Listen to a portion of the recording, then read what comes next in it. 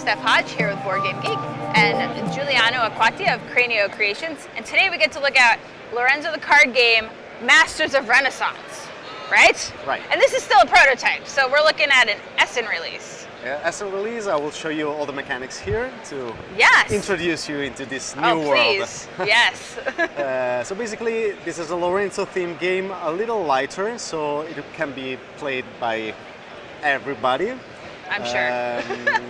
So we recreate the world of Lorenzo. So we have 4 different types of cards: territories, characters, buildings, and ventures. Sounds familiar. Yes. We have the leader deck, because some of the mechanics are similar. Sure. Every player has his own personal board. Here you have a Fate Threat, place for 3 cards, and 4 different warehouses. We have 3 basic warehouses where you can put 3, 2, or 1 resources and 1 bank, let's say. So basically in this game you have only 3 actions to perform. When you are tuned, you can perform 1 of these actions. Okay. The first action I'm going to explain you is the market.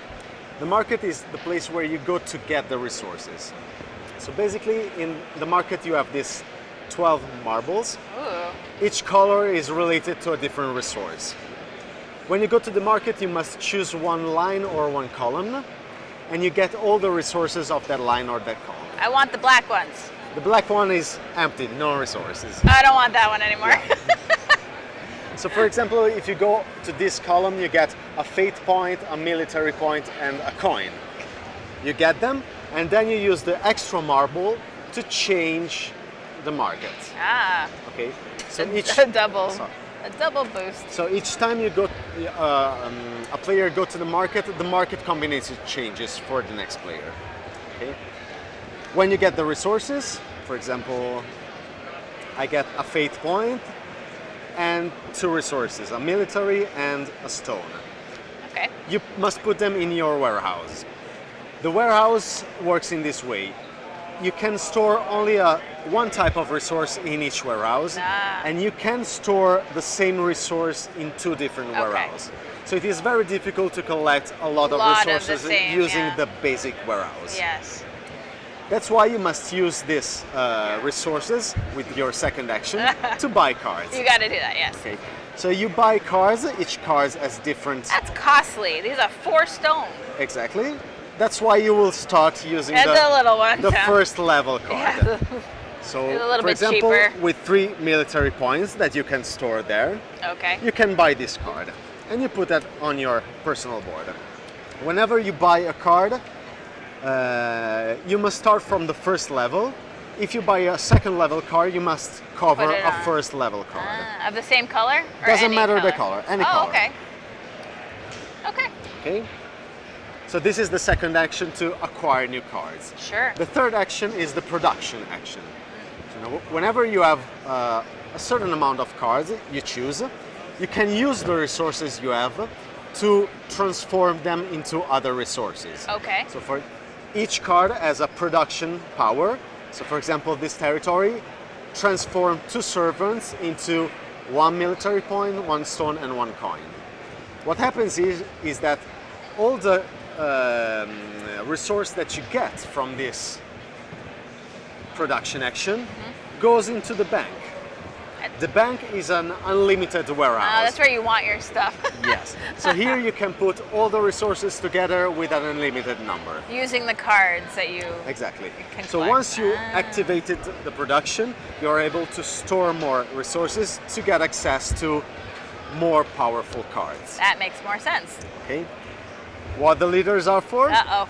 Okay, each player, as in Lorenzo, starts with a certain amount of leader cards.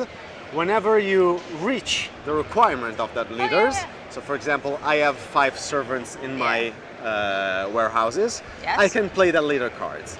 Each leader worth victory points at the end of the game and have a special ability. Okay. They would give you 2 swords, shields? Exactly, 2 military points. That would be, okay, great. The next mechanic is the track, the fate track. Each time you get a fate point, you go onto this track. That's always what I did in Lorenzo. Yeah, I it's like very that track. powerful. Yeah. As in the base game, there are 3 excommunication here. Uh-oh. Let's say. So the first player who reached this point activated the Vatican part of the game. You. So all the players that are in that part on their personal board will get a bonus. That's good. All the other players will get excommunicated, so they don't have access to that power. That's nice. So there are two ways to end the game. When a player reaches the end of the the fate track, the game ends. The other option is the first player who gets 7 cards. 7 cards. 7 okay. cards. So basically, you must have all the 3 spots filled with at least 2 of them with a 3 level cards. Wow, that's a lot of cards. But I mean, so there's a bunch of cards in the game, and I'm guessing there'll be more, or maybe. Yeah, You never know. You guys have already done expansions for Lorenzo, so it could easily be customizable. Exactly. So that's awesome. Exactly. This is really cool. So when you select a row, you get everything? I thought you said you only got one type. You get everything. You get everything for the row, or column, or just row? Or column or row, and then you insert the extra ball on the left or on the bottom. Yeah, that's really cool mechanic. The last funny thing is that when you get resources from the market, if you are not able to store 1 or more of them in your warehouse because you're full, you can't. You discard them, Yeah. but all other players get a fate point for each resource Don't you do that. discard. Exactly. Awesome. So we get to look for this at Essen, the Masters of Renaissance. Thank you very much. Lorenzo card game. Thank you. Thank you.